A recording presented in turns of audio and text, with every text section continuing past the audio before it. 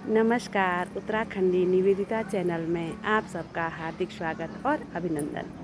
मेरे बुजुर्ग व्यूवर्स को मेरा सादर प्रणाम और मेरे छोटे नन्हे मुन्ने बच्चों को मेरा प्यार भरा आशीर्वाद। मोरल स्टोरी की सीरीज़ को आगे बढ़ाते हुए आज की मोरल स्टोरी का शीर्षक है, जहाँ परवाह है वहीं प्यार है। एक बालक रहता है, वह किसी शहर में नौकरी करता था। गांव में उसका पूरा परिवार रहता था और वह अपने परिवार के भरण पोषण के लिए दूर कहीं जाकर के शहर में नौकरी करता है। शहर में नौकरी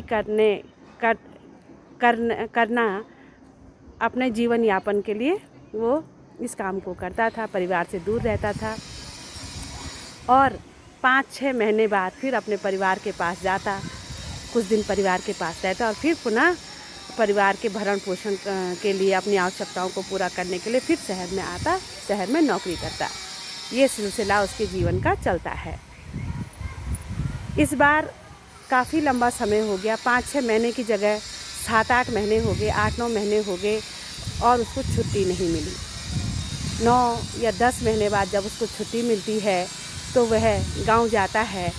गांव में ये खबर फैलती है कि फलाने को छुट्टी मिली है, वह गांव आया है, तो पूरा गांव खुश हो जाता है, उसका परिवार भी बहुत खुश होता है।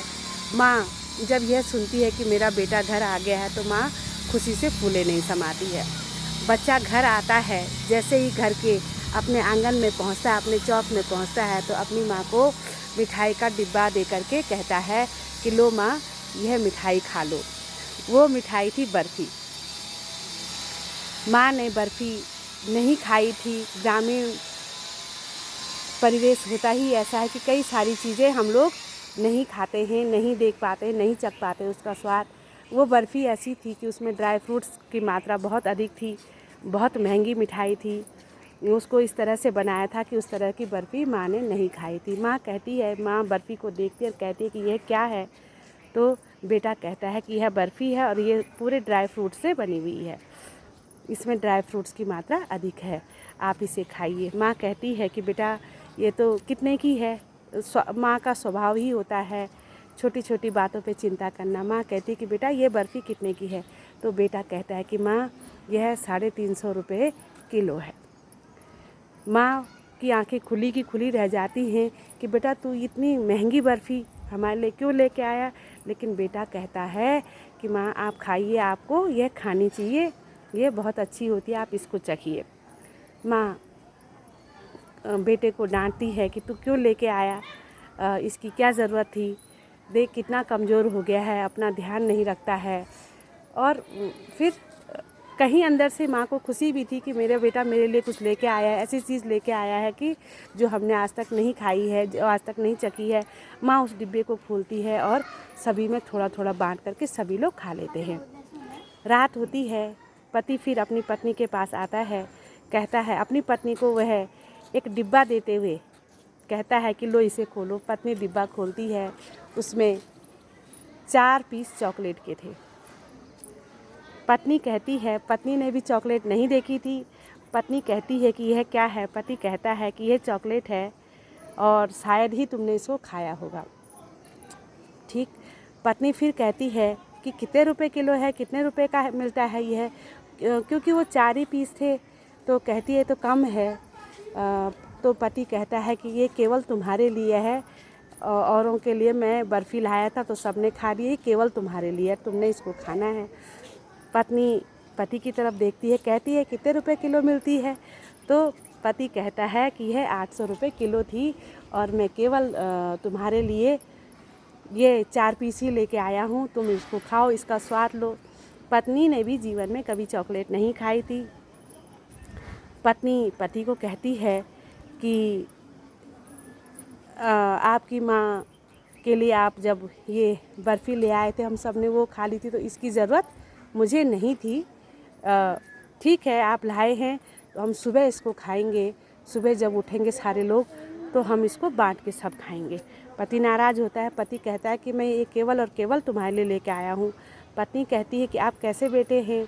आपकी माँ ने आपको इस मुकाम पे पहुँचाने के लिए अपना दिन रात एक कर दिया, आपके हर सपने को पूरा करने के लिए उन्होंने क्या कष्ट नहीं सहे होंगे, और शायद पति पत्नी की बात को समझ जाता है। वो चॉकलेट फिर वो मॉर्निंग में सब मिल बांट के खाते हैं। कहानी छोटी सी, जहाँ परिवार है वहाँ परवाह है, या जहाँ परवाह है, एक दूसरे की परवाह है, एक दूसरे की चिंता है, वहीं परिवार है।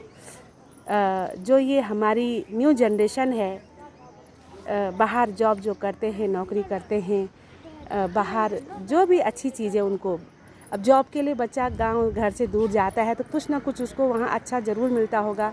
अपने पेरेंट्स को भी लाइए, उनको भी खिलाइए, उनको भी पहनाइए, उनको भी चखाइए। हो सकता है कि जो चीज़ें आप लोग शहर में रेगुलर रूटीन में खाते हों वो आपके पेरेंट्स ने कभी देखी भी ना हो।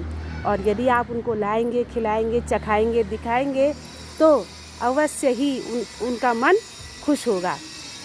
क्योंकि यदि आप उनकी परवाह करेंगे तो कहीं ना कहीं मन के कोने में उनको एक आत्म शांति की अनुभूति ज़रूर होगी।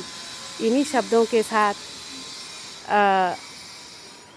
जो ये हमारा जो न्यू जनरेशन हमारी चल रही है, जो हमारे बच्चे बाहर जॉब करने जाते हैं, अपने जीवन यापन के लिए दूसरे शहरों में जाते हैं, बड़े बड़े शहरों में जाते हैं, या अपने देश से भी बाहर जाते हैं।